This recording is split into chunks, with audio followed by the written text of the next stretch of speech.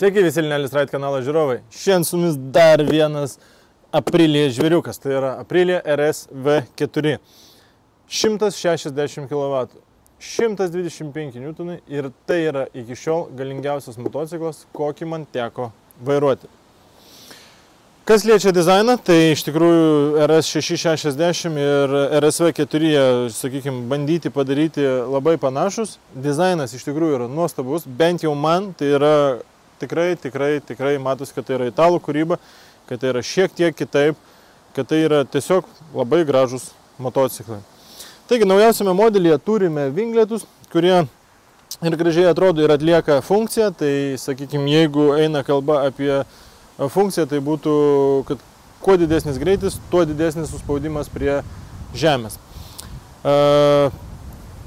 Brembo stabdžiai.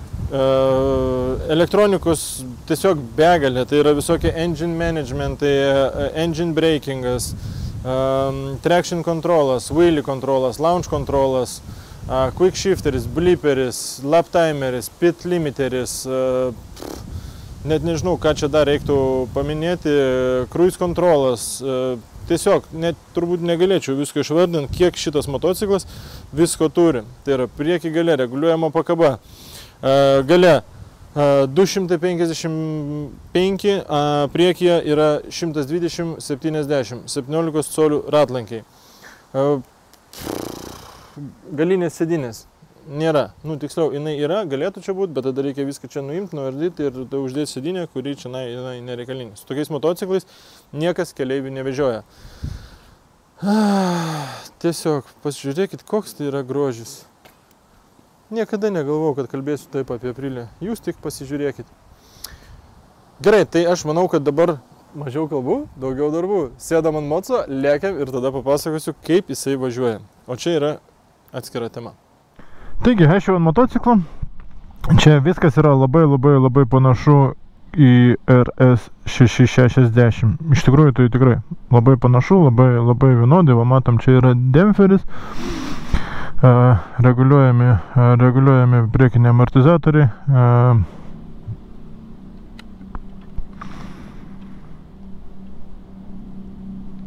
Prietaisų skydelis irgi labai panašus.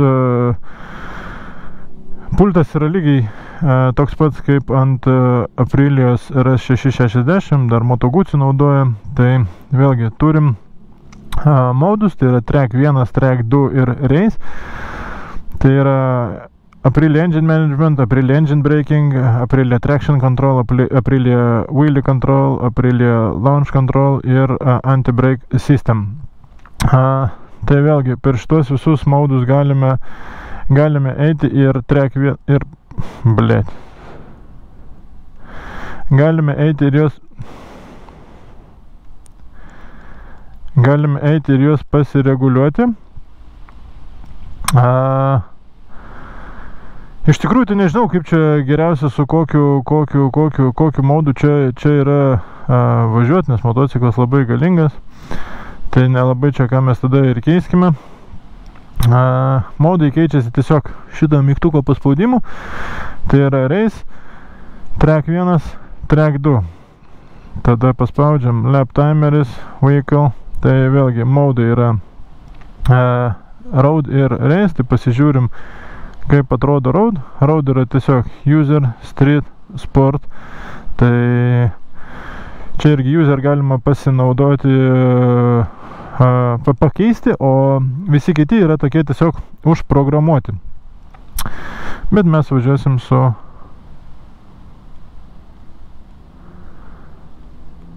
Sport modu. Aš taip manau. Va, pit limiteris, tai jungia tada nevažiuojam daugiau negu 90. Quick shifteris, shift lightas prie 12 000. Display, dashboardai. Nu, iš principo labai viskas taip pat kaip Aprilia 660.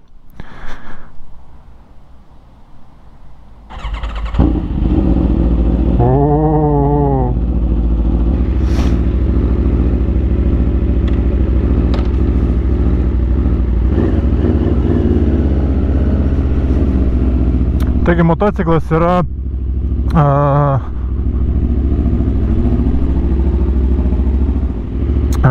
Sėdėti labai patogu, kaip ir ant, šiaip iš tikrųjų labai patogi sėdėsina ir panaši į Aprilia 660, tai vadinasi, sėdynė čia yra šiek tiek kietesnė, bet tai yra normalu tokio tipo motociklui. Ir reikia nepamiršti, kad motociklas visgi yra lenktyninis ir su juo po miestą patogiai važinėti nėra reikalas, sakykim taip.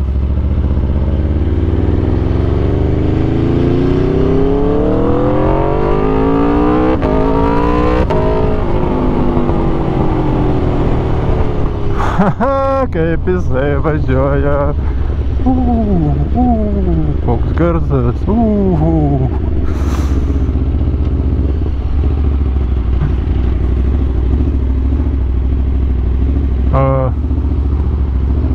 Tai va, iš tikrųjų tie motociklai, jie yra šiek tiek kitokie, jie yra su ta lenktynių dvasia ir tada tas važiavimas jisai yra iš principo kitoks.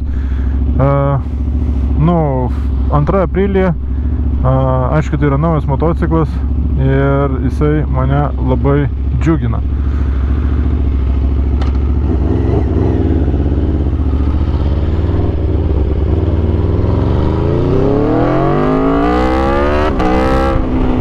Ir džiugina tai, kaip jis atrodo, džiugina tai, kaip jisai važiuoja, džiugina tai, kokį garsą jisai turi.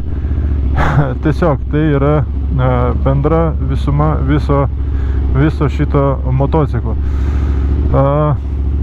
18 litrų bakas, sąnaudos, nežinau, pili ir važiuoji.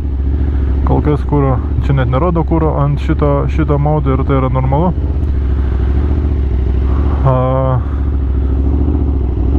Nežinau, žinokit, čia reikia važiuoti ir mėgautis tokiu motociklu. Iš tikrųjų daug net negaliu papasakoti, tai yra ta prasme, man visada patiko BMW S1000, bet aš matau, kad jisai tikrai turi labai rimtą konkurentą.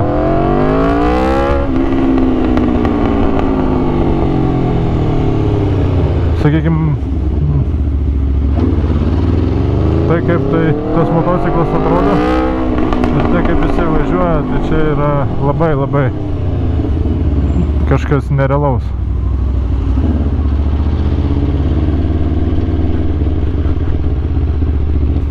Vilnius remontuojasi, o mes važinėjom su Superbikes.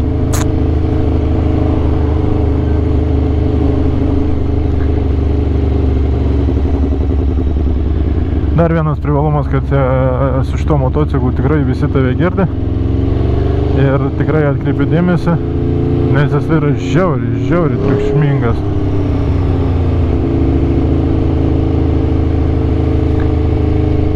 Dar liko išbandyti iš tokių jau visiškai top motociklų, tai Panigale V4 ir Yamaha R1, apie naują kalbu. Ir tada galėčiau, sakykime, pasidaryti kažkokias tai išvadas. Žinau, kad sėdėsena ant BMW man patiko, tai yra patogus motociklas. Aprilia yra taip pat patogus motociklas. O kol kas neturiu patirties su R1. Esu tik tai vieną kartą važiavęs, bet tiesiog taip buvo daug emocijų ir nelabai aš kažkaip tai kreipiau dėmesį. V4, kaip wow. Norisi išvažiuoti biškį iš miesto, tai tada galima bus truputį labiau pasižiūrėti, ką jisai gali.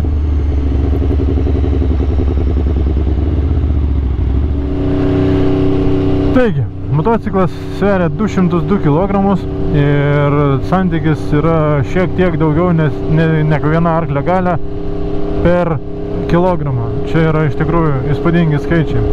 Ir dabar važinėju ir faktas, kad tu visus motociklus lygini su kažkom, su kuo esi važinėjęs, tai S1000 RR priešais Aprilia RS V4. Du labai skirtingi motociklai, du labai tuo pačiu panašus motociklai.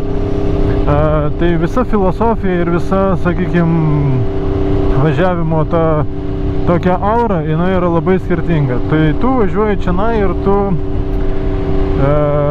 tiesiog tu jautiesi kaip ant tikrai lenktyninio motociklo. Neskaitant, kad tai yra modernus, ten, sakykime, prietaisų skydelis ir kad, tu prasme, tu jautiesi kaip visiškai ant lenktyninio motociklo. Kai tuo tarpu ant S1000RR aš labiau jaučiausi kaip ant tokio rekreacinio motociklo, su kuriuo šiaip iš tikrųjų net nežinau, kaip teisingai būtų paaiškinti va šitą pojūtį, bet šitas motociklas jisai tikrai labiau provokuoja. Ir provokuoja ir pats motociklas, ir tas garsas, ir nežinau, gal net pati ta išvaizda yra tokia šiek tiek brutalesnė, galbūt taip sakykime. Mano visada buvo toksai ir po šiai dienai yra motociklų favoritas, tai yra S1000RR, bet važiuodamas su kitų tokio tipo motociklu, aš matau, kad jie nenusileidžia, o kažkur galbūt net yra smagesni, fainesni ir panašiai. Tai vat konkrečiu atveju man Aprilia labai patinka, bet šitas motociklas labai provokuoja. Ir jisai tikrai aštrus ir tikrai daro dalykus, kurių nedaro kiti motociklai. Galbūt, sakykime, taip. Šiaip sėdėsena yra patogi. Su šito motociklu tikrai galima būtų važiuoti ir kažkur tai toliau. Pakojai yra pakankamai žemai, bet vėlgi tai Aprilijos, sakykime, toksai pasirinkimas ir tu neprarandi aukščio nuo žemės. Tiesiog tai yra patogi sėdėsena. Kojos yra sulenktos prie bako. Bakas yra šiek tiek siauresnis negu RS660, bet jisai yra vis tiek keliais litrais didesnis. Tenai buvo 15 litrų, čia mes turim 18 litrų. Tai pati bako forma man irgi labai patinka. Ten dar buvo taip fainai, kad taip šiek tiek netgi tas bakas išlenda ir užlenda ant kojos, tai jis toks visiškai kaip įsistato. Bet, čionai sėdėsena, tas komfortas ir pagal ūgį ir pagal viską, tai yra tikrai labai malonus ir labai patogus.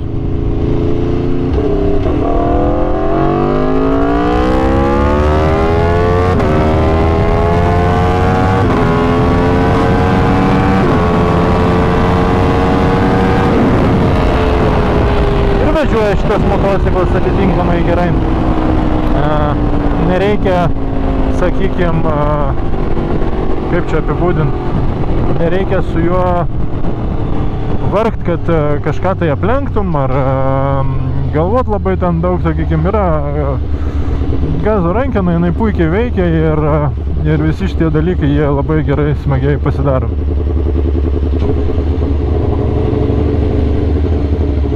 Dar ką pamiršau paminėti, tai yra Ride by Wire gazo, sakykime, akceleratorius. Tai reiškia, kad Aprilia yra pirmus gamintojas, kuris pristatė šitą dalyką motociklę. Ir tikrai turbūt pasiteisino, nes iš tikrųjų tas gazo paskirstimas yra labai gražus, labai švelnus, labai tolygus. Ir tai vėlgi, tai yra naujovė. Nežinau, vėlgi, kažkokie tie nauji dalykai, jie turbūt yra galbūt ne tiek patikimi, kiek, sakykime, tiesiog būtų gazo rankena su trosu. Bet neskaitant to, tai yra naujovė ir tų naujovių reikia. Ir tie, kas sako, kad kažkas tai ten genda ar dar kažką. Taip, naujos technologijos, jos reikalauja, sakykime taip, aukų. Tai yra, mes esam tų naujų technologijų bandymų triušiai, todėl yra suteikiamos garantijos, jos mus nervuoja, mes laukiam detalių po to ten savaitę, mėnesis, bet to pasekoje mes turim iš tikrųjų unikalius produktus ir tikrai, mano nuomonė, pakankamai tobulus motociklus, automobilius ir lėktuvus ir visą kitą.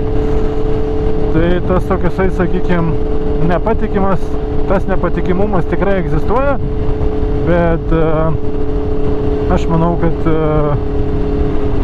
tai yra vardan visų, sakykime, geresnės ateities. Nes visą laiką, kai kažkas naujo atsiranda, turi būti išbandoma, bet tie bandymai, jie nevyksta masiniam naudojimui. Nu, sakykime, jie vyksta, ten yra test driveriai ir taip toliau, važiuoja ir su mašinom, ir testuoja ir trasas, ir visokias situacijose, bet žmonės susiduria su begalė kitų problemų, kurių tu tiesiog turbūt negali net aprašyti, prigalvoti ir taip toliau. Ir tada jau yra tos problemos sprendžiamas. Ir čia viskas su to yra normalu. Nereikia bijoti naujų dalykų, nereikia bijoti naujų kažkokių tai, nežinau, technologijų ar dar kažko. Nu, nežinau, man labai patinka, aš labai mėgauju šituo motociklu, šituo važiavimu. Net negalėčiau pasakyti, kas man šiandien, sakykime, netiktų, nepatiktų, nes viskas yra taip, kaip priklauso. Ir taip, kaip tas motociklas važiuoja, tai yra žodžiais tiesiog neapibūdinama. Stabdžiai Brembo, tai patys kalba už save, tikrai yra labai geri stabdžiai. Jau kaip ir šnekėjau, Aprilia pasirenka tikrai gerus gamintojus. Brembo tiek patys stabdžiai, tiek ir mašinėlė. Sakykime, BMW priėmė kitokius sprendimus, jie padaro stabdžius Brembo, o mašinėlė pasilieka vis tiek Nisino, bet kaip sakoma, kiekvienam pagal save.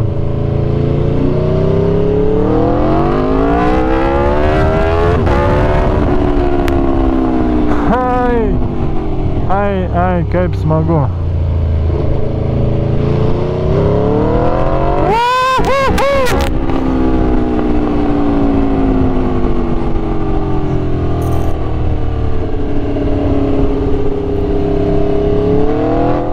Nu, visi šitie dalykai, jie džiugina tik tos, kurie pabando ir tada jie supranta, apie ką iš tikrųjų eina kalba.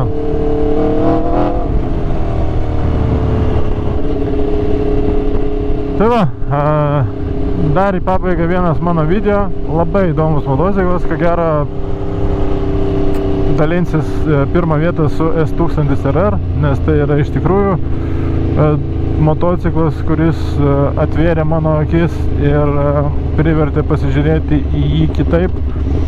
O S1000RR yra tiesiog mano toksai kaip buvo svajonių motociklas, kurį būtinai įsigysiu. Ačiū, kad žiūrit, ačiū, kad komentuojat, peržiūrų daugėja, subscriberių daugėja, labai malonu ir jau reikės pradėti ruošti kažkokius tai, galbūt žaidimus, galbūt kažkokius tai užduotis ir pasižiūrėsim, kaip mes galim susijungti, susivienyti ir kažką gero sugalvoti. Dar kartą, ačiū, kad žiūrit, iki kitų pasimatymų su kitais motociklais.